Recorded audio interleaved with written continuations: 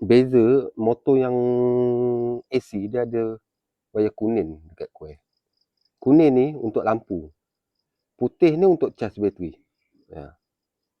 Selalu kan kalau kuning tak ada, putih mesti tak ada. Sebab kuil dia satu tapi dia bahagi dua.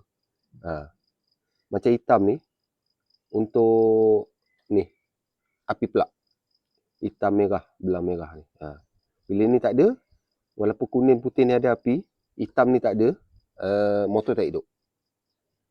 Tapi kalau DC, hitam ni dah tak ada. Dia tak ada, dia satu kuil je dia guna. Untuk hidup dia, untuk lampu, untuk cas bateri, dia satu kuil je.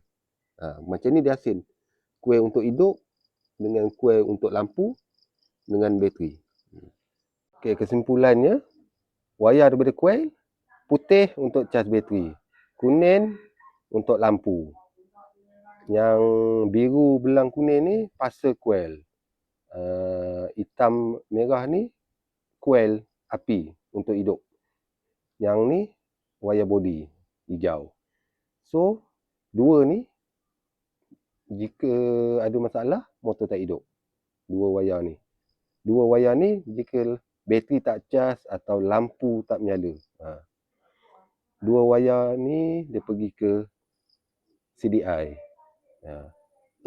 Body ni semualah yang warna hijau dia ada pergi CDI, dia ada pergi lampu, dia ada pergi katap, warna hijau ni. Daripada coil ni. Okey, dari katap ni nampak.